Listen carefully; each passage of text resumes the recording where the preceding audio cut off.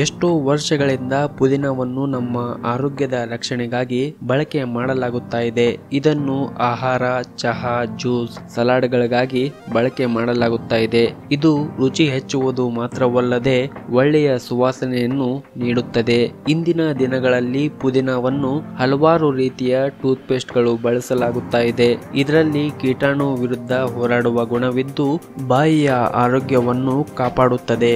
ಪುದೀನದಲ್ಲಿ ಬ್ಯಾಕ್ಟೀರಿಯಾಗಳನ್ನು ಕೊಲ್ಲಬಲ್ಲ ಶಕ್ತಿ ಇದೆ. ಇದರಿಂದ ಹಲ್ಲುಗಳು ಹಾಳಾಗದಂತೆ ಕಾಪಾಡಿಕೊಳ್ಳಬಹುದು. ನಿಮ್ಮ ನಾಲಿಗೆ ಮತ್ತು ಹಲ್ಲುಗಳನ್ನು ಪುದೀನ ಸ್ವಚ್ಛಗೊಳಿಸುತ್ತದೆ. ಇದರಿಂದ ಬಾಯಿಯ ವಾಸನೆ ಸಮಸ್ಯೆ ಕೂಡ ಇರುವುದಿಲ್ಲ. ಮತ್ತು ಮುಖದಲ್ಲಿರುವ ಕಪ್ಪು ಕಲೆಗಳನ್ನು ಹೋಗಲಾಡಿಸಲು ಪುದೀನ ರಸಕ್ಕೆ ಕಡಲೆ ಪುಡಿ ಬೆರೆಸಿ ಈ ಪೇಸ್ಟ್ ಅನ್ನು ವಾರಕ್ಕೊಮ್ಮೆ ಮುಖಕ್ಕೆ ಹಚ್ಚುವುದರಿಂದ ಮೊಡವೆ ನಿವಾರಣೆಯಾಗಿ ಮುಖದ ಕಾಂತಿಯು ಹೆಚ್ಚಾಗುತ್ತದೆ.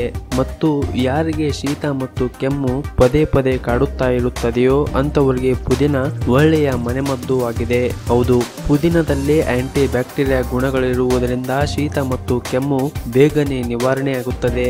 ಹಾಗೂ ಪುದೀನದಲ್ಲಿ ಆಂಟಿ ಬ್ಯಾಕ್ಟೀರಿಯಾ ಅಂಶಗಳು ಹೆಚ್ಚಿದ್ದು ಶ್ವಾಸಕೋಶದ ಆರೋಗ್ಯಕ್ಕೆ ಒಳ್ಳೆಯದು.